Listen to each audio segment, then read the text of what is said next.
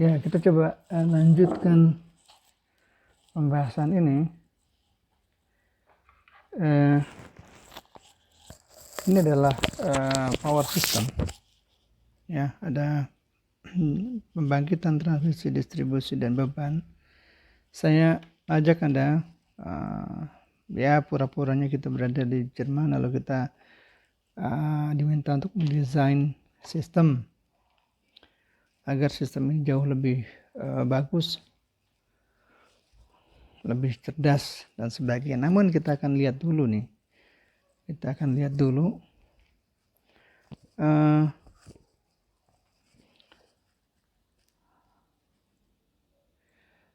Kalau kita sepakati bahwa ya sesuai dengan dokumentasi yang ada bahwa platform daripada smart grid itu diresmikan atau di-launching pada tahun 2006. Namun kita lihat dulu di sini bahwa di sistem ini sebenarnya sudah sangat bagus. Mengapa? Karena kalau kita lihat dari SAIDI adalah lamanya rata-rata gangguan konsumen sepanjang tahun. Kalau lihat di Jerman tahun 2006 misalkan, itu di tingkat tegangan rendahnya di low voltage-nya itu cuma 2,9 menit. Ya. Dalam setahun. Durasi rata-rata gangguannya per konsumen sepanjang tahun. Itu udah sangat-sangat rendah sebenarnya. Udah sangat-sangat handal sistemnya, sangat bagus. Ya. Tetapi kita lihat bahwa itu belum smart gitu. Itu belum menuju pada sistem yang akan dikembangkan. Nah, kita sudah lihat di video bahwa tadi saya sudah mengatakan bahwa konsentrasi sistem ini terbesar di sini, di mana di jaringan transmisi ya, jaringan transmisi di sini. Sekarang di sistem smart grid ini kita harus mengetahui bahwa yang menjadi battleground atau tempat bertarungnya atau lahan yang akan mengalami banyak sekali perubahan adalah pada jaringan distribusi dan sisi beban. Ada yang namanya di Eropa yang namanya Energiewende.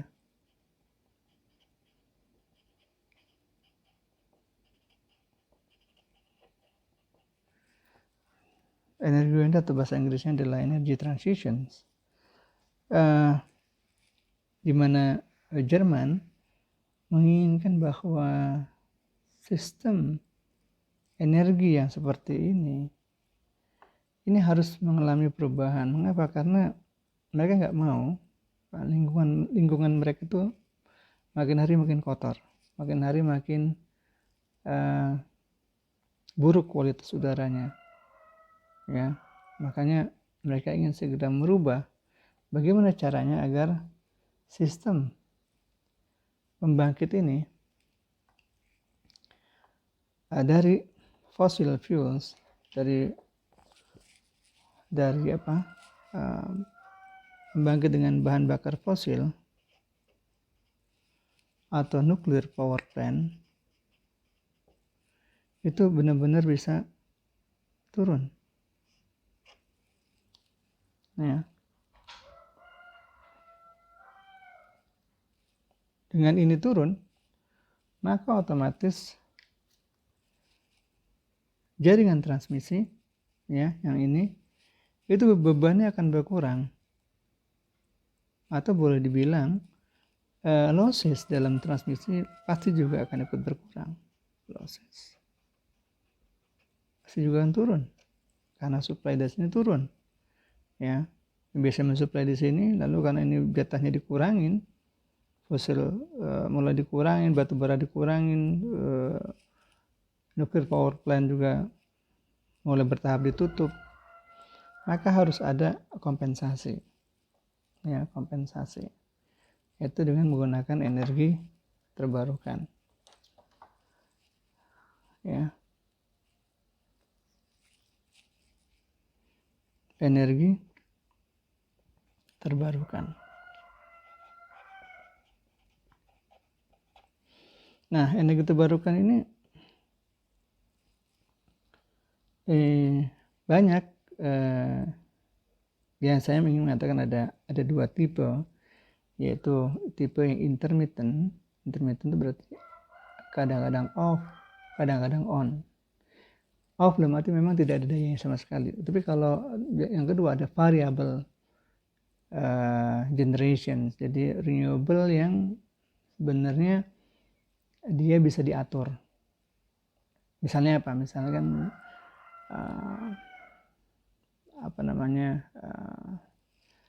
membangkit listrik dengan menggunakan sampah, ya, baik sampah kota maupun sampah dari biomass gitu ya, itu bisa diatur. Itu yang variabel namanya. Jadi ada yang intermittent yang paling sangat mudah kita temui adalah fotovoltaik, PV, dan juga wind.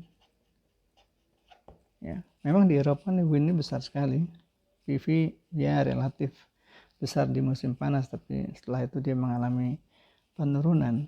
Namun poinnya adalah bahwa penurunan dari energi fosil dan nuclear power harus bisa dikompensasi. Ya. Nah, sini. Ya. Nah,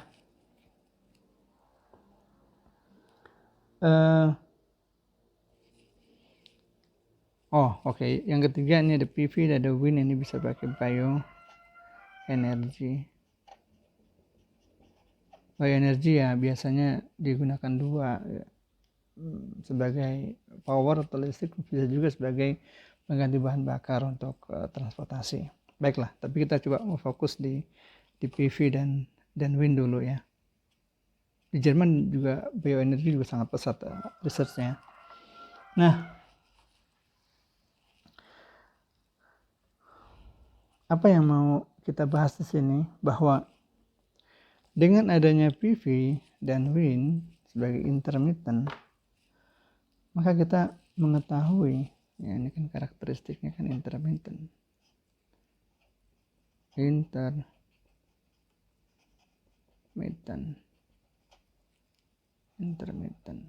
Ya, intermittent.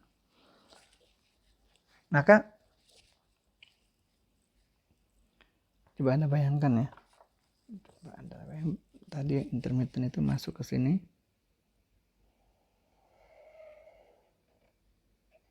Ya. Dan masuk juga kemari. Untuk PV masuk di atap-atap rumah ini. Untuk yang PV yang cukup besar kapasitasnya, sebut saja untuk IPP misalkan di sini yang bisa berapa puluh megawatt. Wind turbine juga masuk ke sini dalam skala puluhan ratusan megawatt. Bisa Anda cek sekarang wind turbine, kapasitas wind turbine yang ada di Jerman hampir 60 gigawatt. Sedangkan untuk PV sekitar 41 gigawatt. Luar biasa besarnya ya. Maka bila dia masuk di situ, maka secara teknis intermittent ini akan menimbulkan masalah ya. Masalahnya adalah terjadi supply yang tidak pasti ya, masuk ke dalam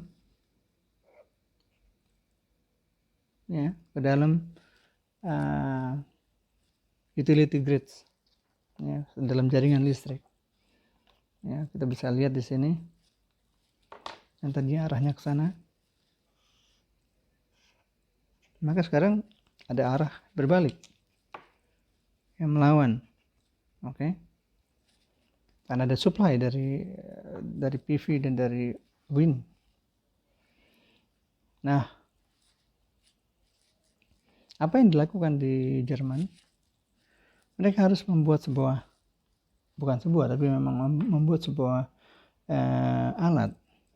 Apa kira-kira kalau muncul ada flow kemari, ya tentunya kita akan melihat bahwa mereka membuat sebuah sistem proteksi macam-macam, relay dan sebagainya, yang smart relay, ya, smart protection device itu dia kembangkan, lalu dia buat meter-meter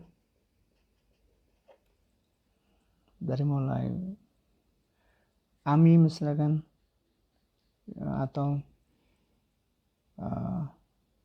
smart meter yang bisa membaca bidirectional meter, dua arah gitu ya. Lalu ya pasti mereka akan membuat smart weather station.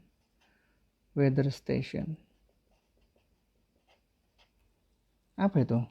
Jadi karena dia bersumber dari sini, yang sangat tergantung dengan cuaca, dan di sini, maka harus bisa Anda bayangkan kalau ada 41 gigawatt, maka Anda bisa bayangkan bila awan tiba-tiba datang dan tiba-tiba pergi, maka akan terjadi pasokan daya aktif yang berfluktuasi, yang mengakibatkan pada resiko naik turunnya frekuensi, ya. Maka perlu ada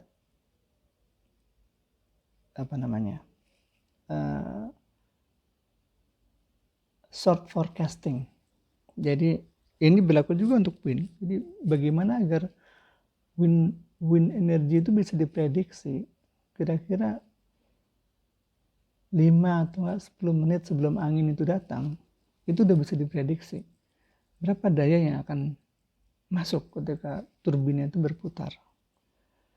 Ya, jadi di sini penting sekali weather station, smart weather station yang akan mampu mengumpulkan data, dan data itu kemudian diolah, dikomputasi sedemikian rupa, maka sistem ini itu sudah dengan pasti, dengan cepat bisa memprediksi berapa sebenarnya daya aktif yang akan masuk ke dalam sistem. Ya. Maka mereka kembangkan banyak sekali riset tentang komputasi,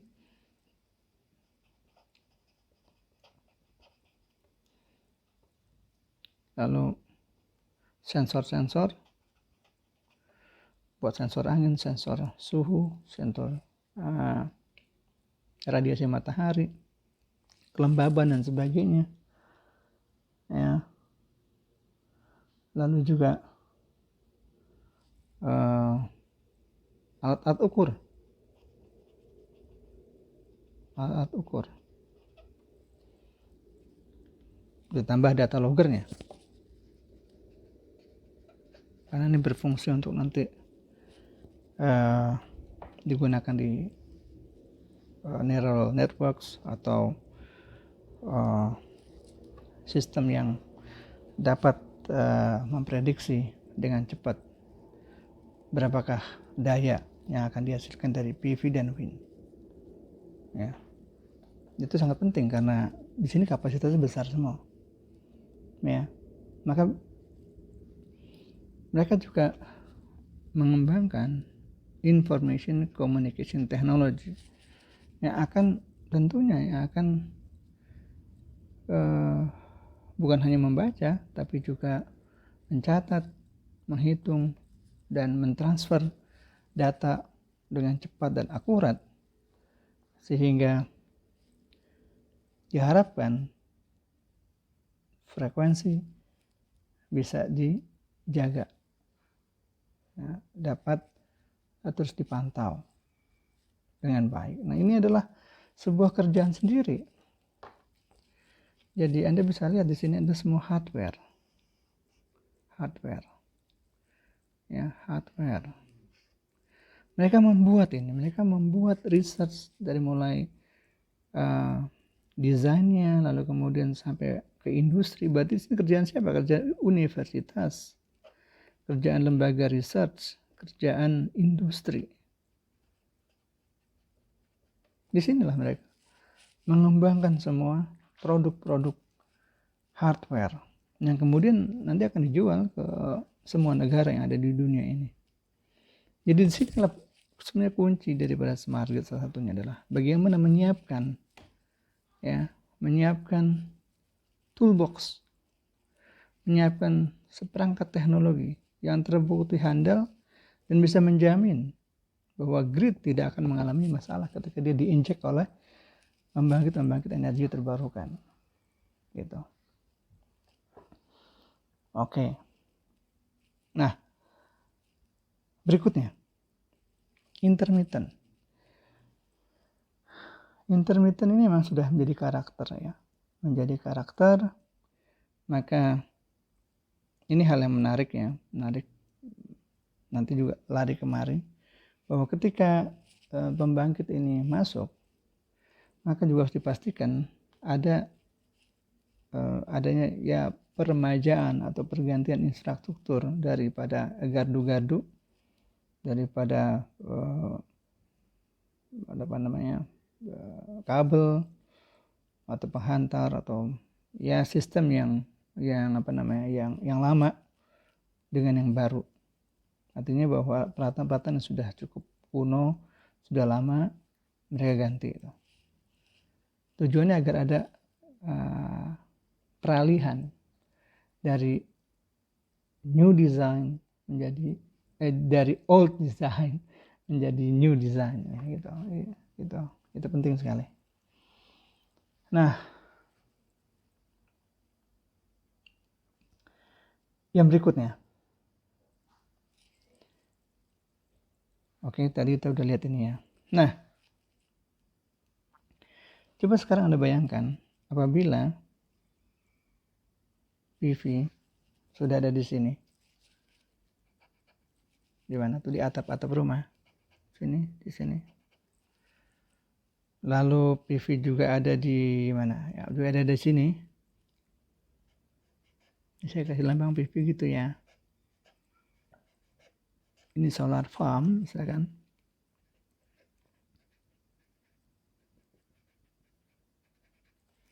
Juga ada wind farm dengan skala ya puluhan mega atau ratusan mega begitu ya. Entah ya, pokoknya besar lah ya. Masuk ke jaringan sini. Ya. Tadi kita udah bahas, pasti karena sifatnya intermittent juga akan mengakibatkan. Tapi kita asumsikan mereka sudah menyiapkan semua peralatan ini. Oke, itu yang udah mereka siapkan. Mereka buat, mereka kembangkan, mereka research. Mereka jual akhirnya. Lalu dengan ini bagaimana? Bisa kita bayangkan apabila PV sudah masuk kemari di atas atap, maka otomatis harus diciptakan sebuah mekanisme. Mekanisme apa? Mekanisme bisnis, yaitu harus disiapkan berapa sebenarnya tarif. Kalau dari sini anggap aja ini menjadi IPP, Independent Power Producer, maka harus jelas di sini dibuat sebuah kebijakan pentarifan yang menguntungkan antara investor IPP dengan pemerintah, regulator. Lalu juga ada di sini misalkan. Kalau di sini kita lihat di sini pasti ada aturan, dibuatlah net metering dan atau enggak net billing. Net metering lebih kepada ya KWH, net billing nanti dalam rupiah atau dalam euro. Nah, ini juga harus menarik. Artinya apa? Diperlukan sebuah aturan main, kesepakatan, kebijakan antara regulator dengan pelaku bisnis. Ya, itu juga kunci kedua. Bagaimana ada harmonisasi antara regulator dengan pelaku bisnis, sehingga diharapkan ini bisa menguntungkan, silakan itu dilibatkan orang dari ekonomi, orang dari bidang bisnis untuk bisa mengembangkan berbagai macam skenario. Sehingga ini jalan yang IPP, ini yang individual masuk ke grid juga bisa berjalan. Kan gitu ya. Nah, apa lagi kira-kira? Oke. Jangan lupa di sistem ini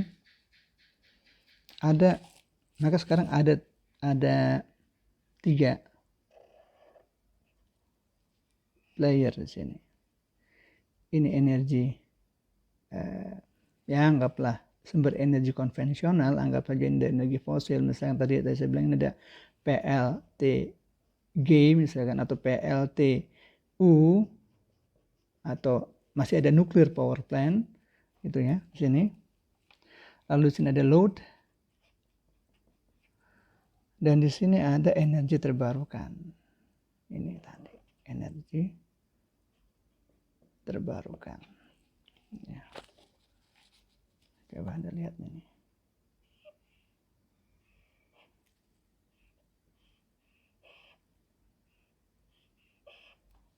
Ya. Oke, di sini tetap ada transmisi, tapi oke, saya tidak anggap itu dulu. Nah, ada load, ada energi terbarukan, ada PLTG atau PLTU, atau dari PLTN lah ya, katakan macam itu. Nah,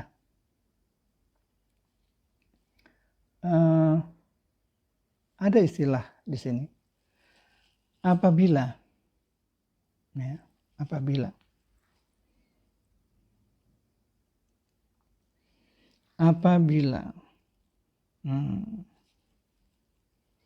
load di sini lebih besar daripada energi terbarukan. Load lebih besar daripada supply dari energi terbarukan. Maka yang terjadi adalah disebut dengan residual load, disebut positif ya. Artinya bahwa load lebih besar daripada energi terbarukan, berarti ada kelebihan load. Kelebihan load ini nanti tinggal diambil langkah-langkah apa yang harus dilakukan ya. Nah, ketika orang bicara apa yang dilakukan, maka orang akan melihat dari sisi harga, kan gitu.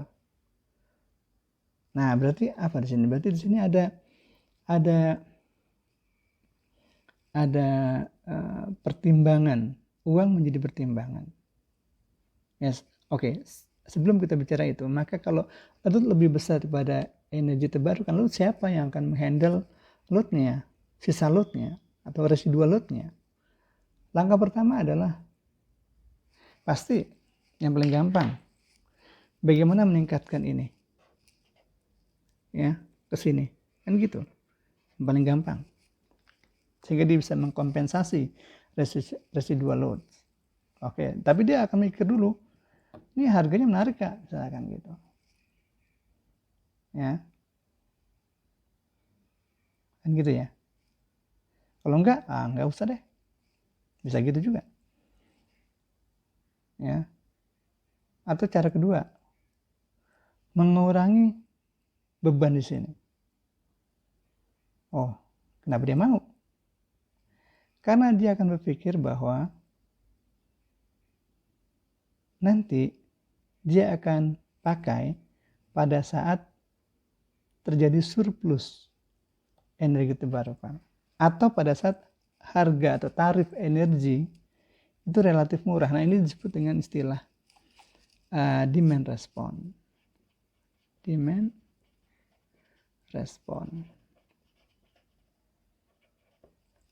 Itu sebuah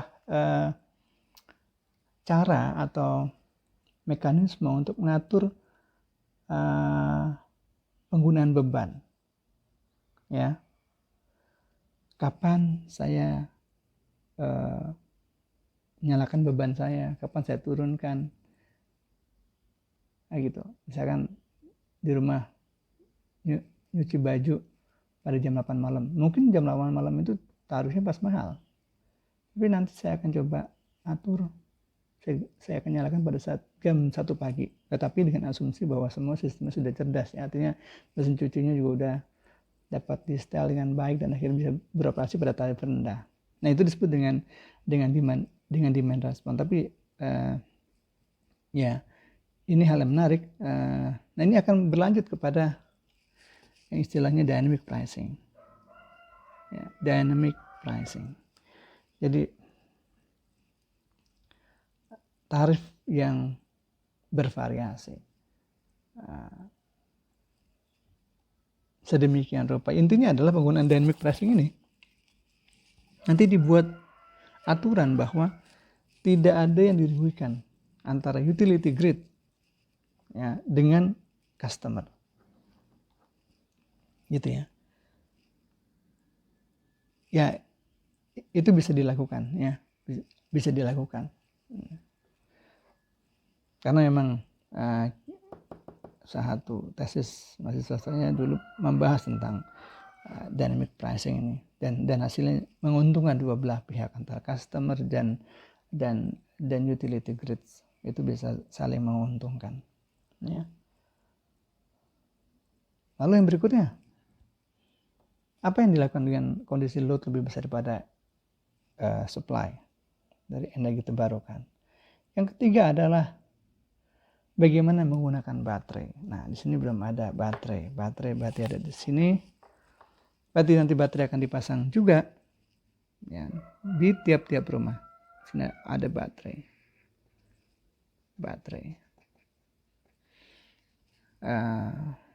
Untuk skala kecil di tiap-tiap rumah, mungkin 19 sekian kilowatt hour misalkan. Saya juga udah menggunakan baterai di rumah. Ya, di lab kami di Depok, di UI Depok, di track kami sudah menggunakan baterai di sebuah rumah, gitu ya. Atau kita mungkin baterai yang ukuran besar misalkan di sini. Di sini baterai energy storage system. Kapasitasnya bisa sekian megawatt hour. Nah, perlu Anda ketahui, baterai ini terus terang di Jerman ini baru. Penelitian tentang baterai untuk di rumah on grid, bukan off grid ya, on grid. Jadi di satu rumah mempunyai baterai, ya, lalu tapi tetap terhubung dengan jala-jala utility grids, ya.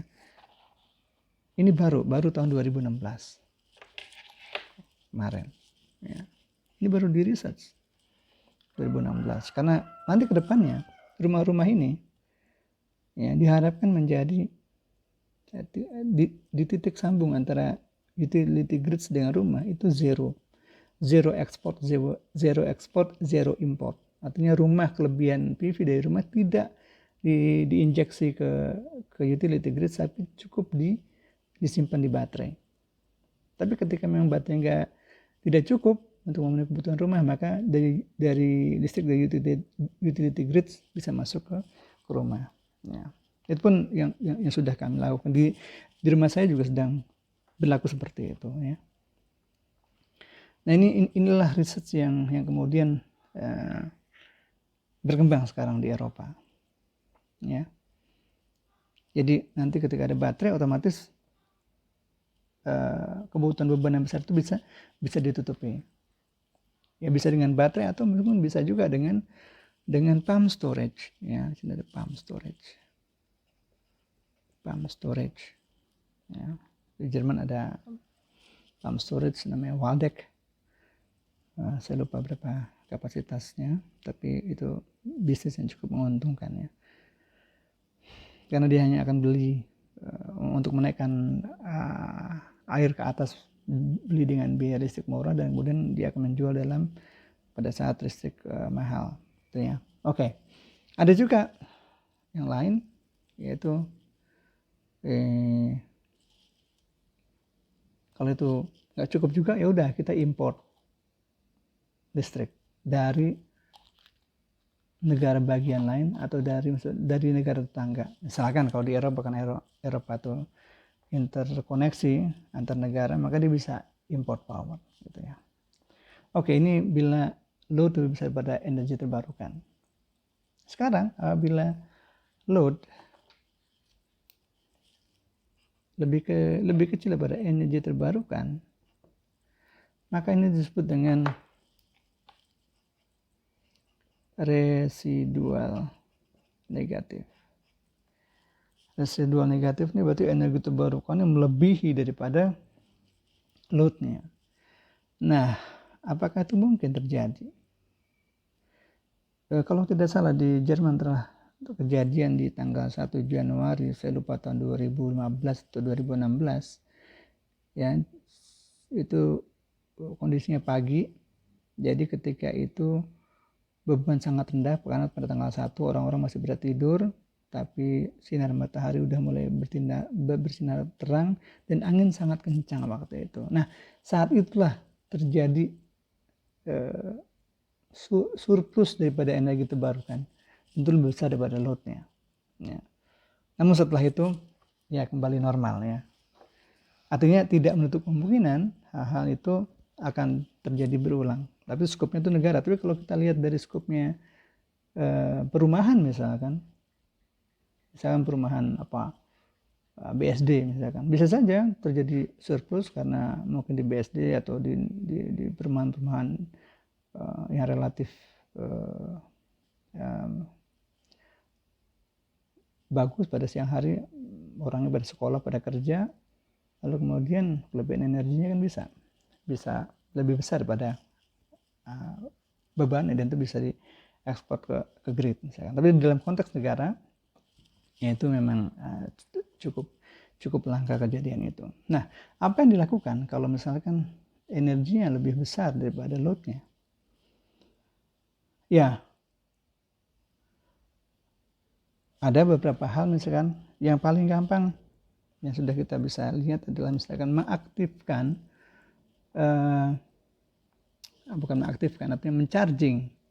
mencharging electric vehicles, kendaraan listrik.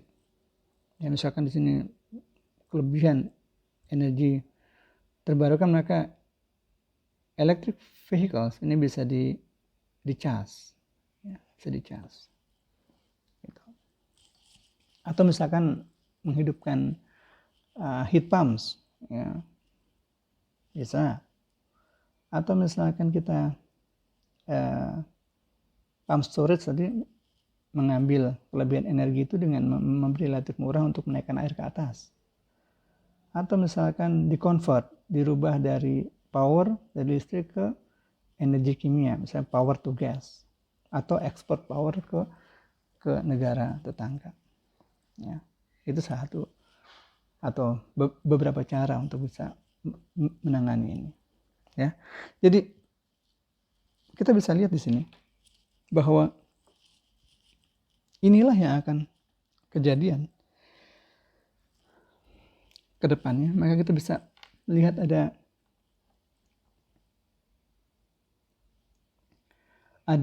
semacam segitiga. Ya. Ini adalah security of supply, jadi keterjaminan pasokan listrik. Ya. Yaitu mulai dari ketersediaan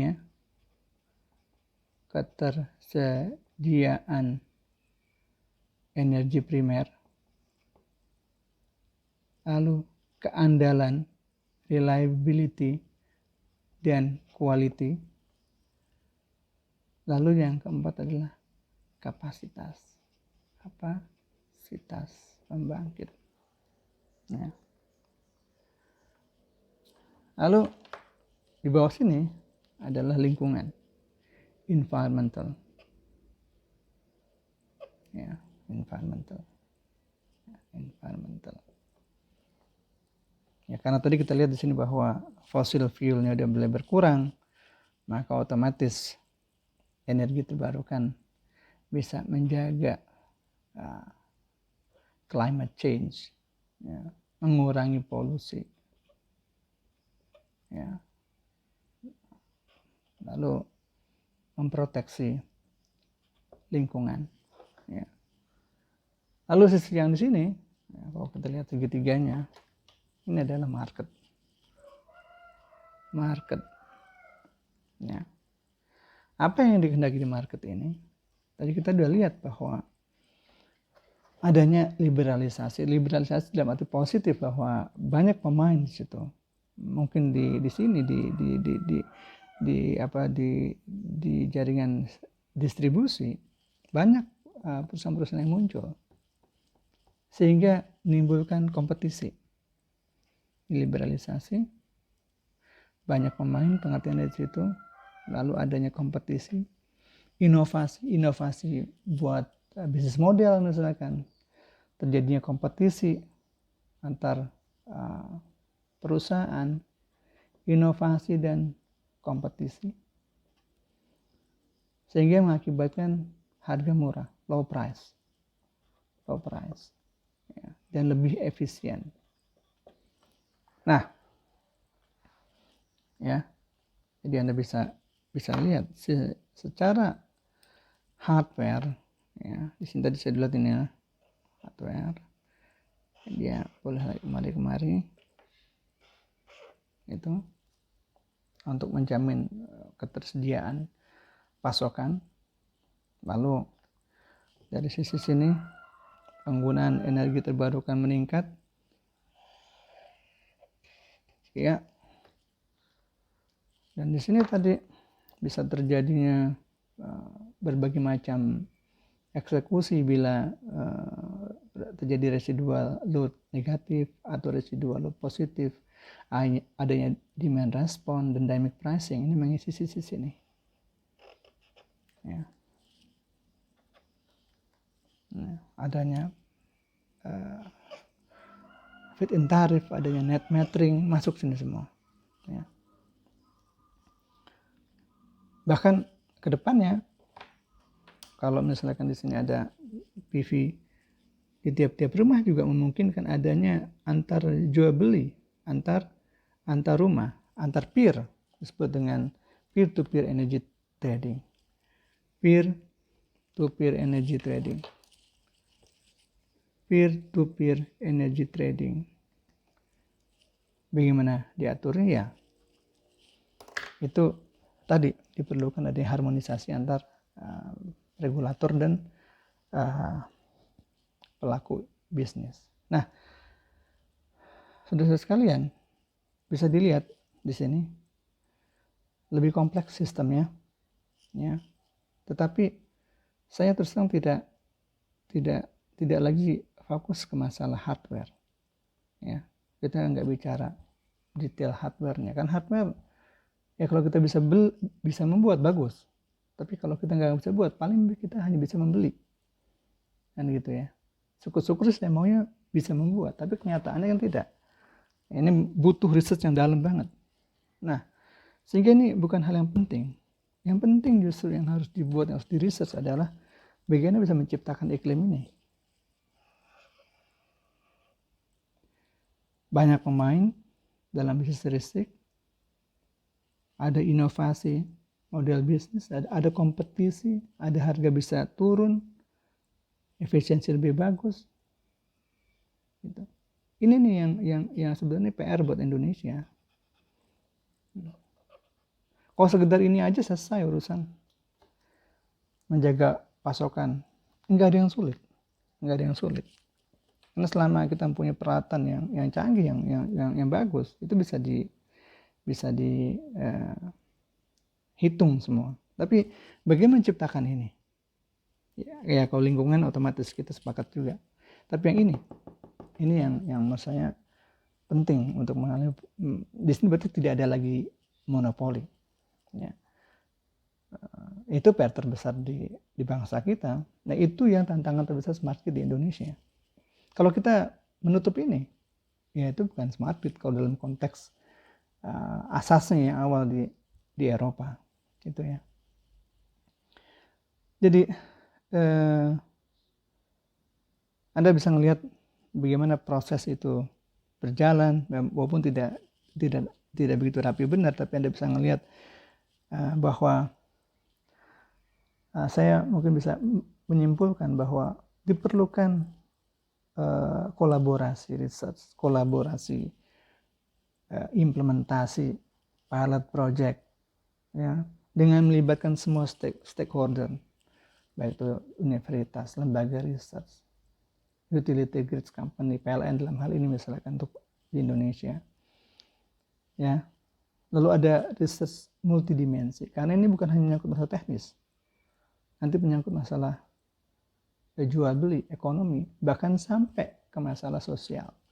Karena masyarakat kita tuh lebih bervariasi ketimbang di Eropa, karena tingkat ekonominya berbeda-beda, gitu ya. Lalu yang berikutnya adalah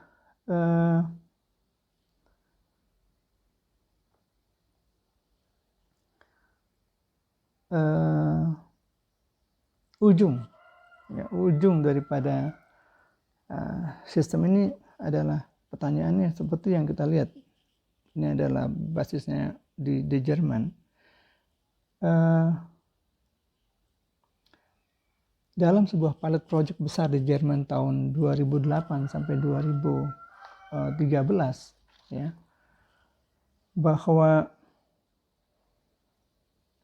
dana yang digelontorkan dari gabungan antara pemerintah Jerman sampai mengeluarkan 40 sampai 40 juta euro, akhirnya total dana yang dibutuhkan adalah saat itu sekitar 140